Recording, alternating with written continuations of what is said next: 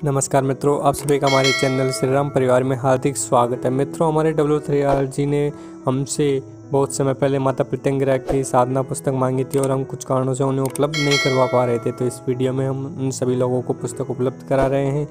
और जो भी लोग चैनल पर नए नए आए हैं, सभी से निवेदन है कृपया करके चैनल को सब्सक्राइब कर लीजिएगा, जिससे कि आने वाली सभी पुस्तकें आपको मिल जाएगी और आपका सहयोग भी हमें प्राप्त हो पाएगा। और कृपया करके इस वीडियो को पूरा देखिएगा, जिससे कि आपका पूर्ण सहयोग हमें प्राप्त हो और यूट्यूब भी हमें सहयोग प्रदान करे। तो देखिए, भगवती प्रत्यंगिरा की उत्पत्ति के संबंध में कई कथाएं प्रचलित हैं। उनमें से सबसे जो ज़्यादा प्रचलित कथा है वो है शंभेश्वर के बारे में। ठीक है, उन्हें आप आकाश भैरव भी कह सकते हैं। इनके अवतार की कथा इस प्रकार है कि हिरण्यकश्यप के वध और भगवान प्रहलाद की रक्षा के लिए भगवान विष्णु ने नरसिंह का अवतार लिया था। ये नरसिंह रूप राज दरबार में स्थित खंबे से प्रकट हुआ और इसका सिर सिंह और धड़ मनुष्य का था। इस प्रकार ये अपूर्व अवतार लेने और परम शक्तिशाली पराक्रमी महाराक्षस हिरण्यकश्यप का वध करने के कारण भगवान विष्णु को अपने आप में अहम हो गया था और वे अपने आप को सबसे ऊपर मानने लगे थे और उनका क्रोध जो था अपनी पराकाष्ठा पर पहुंच गया था। इससे सभी देवतागण बहुत ज़्यादा चिंतित हो गए और उन्हें भगवान नरसिंह के क्रोध से बहुत ज़्यादा डर लगने लग गया। अतः उन्होंने भगवान शिव के पास जाकर उनसे प्रार्थना की। तो फिर भगवान शिव ने एक विचित्र पक्षी का रूप धारण किया, जिसे कि सरभ अवतार भी कहा जाता है। इनका आधा शरीर पक्षी का था, आधा शरीर मृग का था। उनके 8 पैर, 2 विशाल पंख थे। इस सरभ अवतार के 3 नेत्र, जिनमें चंद्रमा, सूर्य, अग्नि का वास था, वज्र के समान नख और अत्यंत ही उग्र और चंचल जीव। दोनों पंखों में काली व दुर्गा विराजित थी। कंठ में काल भैरव, हृदय में बटुक भैरव, उदर भाग में प्रलय काल रूपी पाडाग्नि और जंघाओं में व्याधि व मृत्यु थी। उनके 8 पैरों में भगवान शिव की अष्टमूर्तियां सर्व, भव, रुद्र, उग्र, भीम, ईशान, महादेव और पशुपति विराजित थी। पैरों के नाखूनों में इंद्र का वास था। आवेश से पूर्ण लहराती पूंछ लिए इनकी उड़ने की गति प्रचंड वायु के वेग वाली थी। लेकिन जब भगवान नरसिंह का क्रोध कम नहीं हुआ और वह सर्वेश्वर महादेव से युद्ध करने लग गए, तो ये युद्ध 18 दिन तक चला। निरंतर युद्ध के कारण सर्वेश्वर कुछ थकान महसूस करने लगे। उन्होंने ऊंची उड़ान भरी। तब उनके एक पंख से महाकाली का एक स्वरूप, जिसे कि भद्रकाली कहा जाता है, प्रकट हुई और नरसिंह पर भयंकर प्रहार किया, जिससे भगवान नरसिंह जो थे वो मूर्छित हो गए। यही भद्रकाली उस समय प्रत्यंगिरा के रूप में अवतरित हुई। यह प्रत्यंगिरा देवी अत्यंत उग्र स्वभाव वाली तथा अत्यंत भयंकर है, परंतु अपने भक्तों के लिए सदा ही करुणा का स्वरूप धारण किए रहती है। अंगऋष और प्रत्यंगिरा नाम के 2 ऋषियों ने इनके मंत्रों का अन्वेषण किया, इसलिए इन दोनों के नामों को मिलाने से देवी का नाम प्रत्यंगिरा हुआ। यह भी कथन कहा जाता है कि महाशक्ति की पूजा किए बिना प्रत्यंगिरा देवी की पूजा नहीं करनी चाहिए। महाशक्ति की आराधना करने से प्रत्यंगिरा स्वयं ही हमारी रक्षा करने के लिए बन जाती है। आद्याशक्ति महाकाली के अनेक भेद हैं। महाकाली, दक्षिण काली, भद्रकाली, निशा काली, गुह काली, काम काला काली और इनमें भद्रकाली का भेद रक्षा काली का भी है। भक्तों का कल्याण करने के लिए इनका नाम भद्रकाली पड़ा। अपनी आराधना होने पर ये साधक के सभी अंगों में स्थित होती हैं और तब ये प्रत्यंगिरा कहलाती हैं। विपरीत अवस्था में भगवान शिव के साथ रति में रत होने के कारण ये विपरीत प्रत्यंगिरा भी हो जाती हैं। सभी प्रकार से अपने भक्तों की रक्षा करने वाली भगवती विपरीत काली ही विपरीत प्रत्यंगिरा है। लेकिन इन सभी महाशक्तियों का मूल स्वरूप भगवती उमा अर्थात माता पार्वती ही हैं। यही कार्य भेद से 9 रूपों वाली भी हैं। इन्हीं में द्वितीय स्थान पर स्थित भद्रकाली ही विपरीत प्रत्यंगिरा के नाम से भी जानी जाती है। यदि भगवती प्रत्यंगिरा तथा विपरीत प्रत्यंगिरा का विधि पूर्वक अनुष्ठान किया जाए तो साधक के सभी शत्रुओं का नाश हो जाता है। ऐसा साधक भी कभी अकाल मृत्यु को प्राप्त नहीं होता।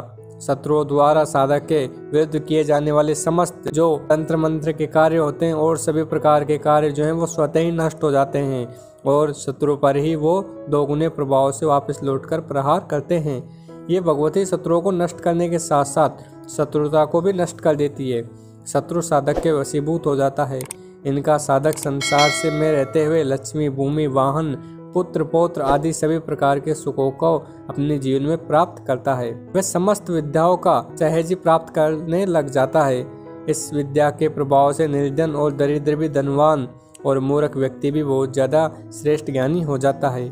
उसके घर में सभी प्रकार की सिद्धियां अपने आप ही निवास करने लग जाती हैं और साधक जो है वो अपने आप में निर्भीक और साहसी बन जाता है। उसे किसी भी प्रकार का डर नहीं रहता। कार्य वेद में भगवती प्रत्यंगिरा भी विभिन्न भेद वाली हैं।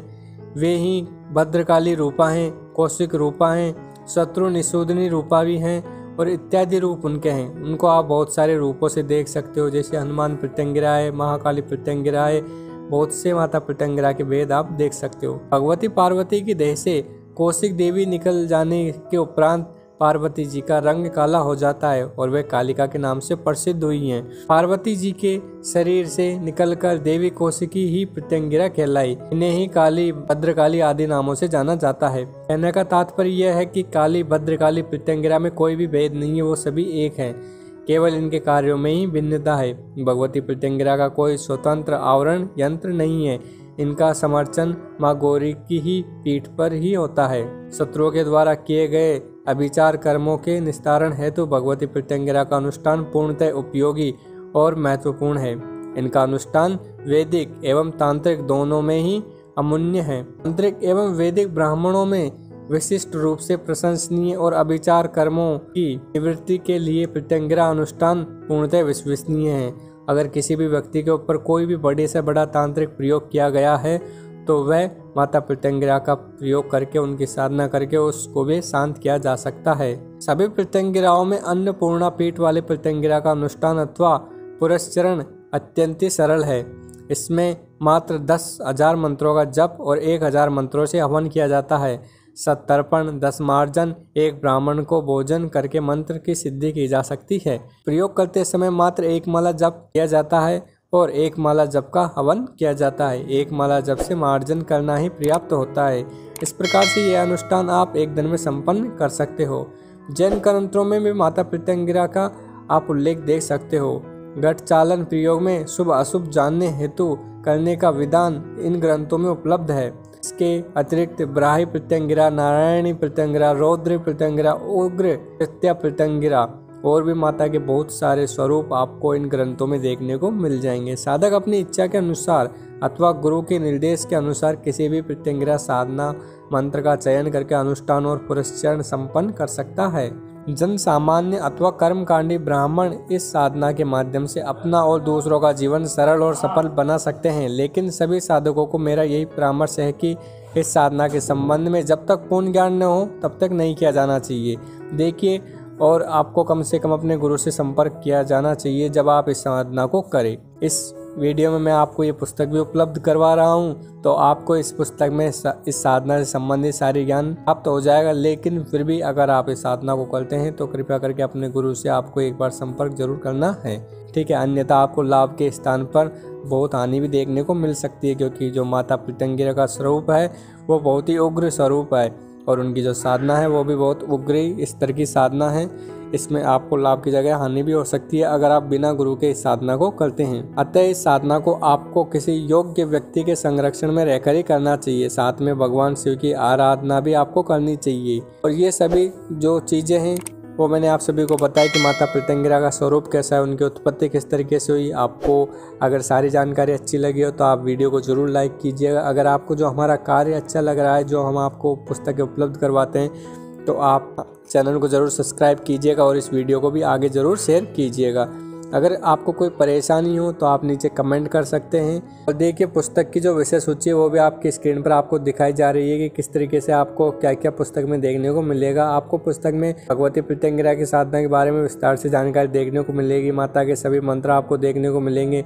माता प्रत्यंगिरा पंचांग भी आपको इसमें देखने को मिलेगा। उनका पूजा विधान, अक्षयमाला जप विधान, बाह्य पूजन विधान, क्षेत्र किलन, आवरण पूजा, माता प्रत्यंगिरा के विविध मंत्र, कलश स्थापना, प्रत्यंगिरा पटल, ये सभी भी आपको इसमें देखने को मिलेगा। और माता कौशिकी प्रत्यंगिरा के भी सभी मंत्र, कवच, स्तोत्र, जप विधि, मंत्र विधान सभी आपको इसमें देखने को मिलेंगे। और भी आपको इसमें कृत्या प्रत्यंगिरा के बारे में देखने का मिलेगा, अर्थात आपको माता प्रत्यंगिरा के बारे में सारी जानकारी देखने को मिलेगी। और इसी पुस्तक में आपको माता विपरीत प्रत्यंगिरा के बारे में भी सारी जानकारी देखने को मिल जाएगी। अंत में आपको माता की हवन विधि और सदाशिव पूजन और माता की जो आरती है वो देखने को मिल जाएगी। अगर कोई भी परेशानी आती है तो आप नीचे कमेंट कर दीजिएगा, और किसी विषय पर विशेष वीडियो चाहिए तो भी आप नीचे कमेंट कर दीजिएगा। W3RD4G ने हमसे ये पुस्तक बहुत समय पहले मांगी थी, लेकिन हम कुछ कारणों से उन्हें उस समय उपलब्ध नहीं करवा पाए थे। तो W3RD4G हम आपसे उस कार्य के लिए क्षमा चाहते हैं, हमें क्षमा कर दीजिएगा। और इस वीडियो को आगे ज़रूर शेयर कीजिएगा, लाइक कीजिएगा, और चैनल को सब्सक्राइब नहीं किया है तो चैनल को सब्सक्राइब कीजिएगा। और जिन लोगों ने अभी तक वीडियो को पूरा देखा उन सभी लोगों का बहुत बहुत धन्यवाद, क्योंकि आप सभी लोग ही हमारे चैनल को सबसे ज़्यादा सहयोग प्रदान करते हैं। जय माँ भवानी, माँ भवानी आप सभी का कल्याण करे।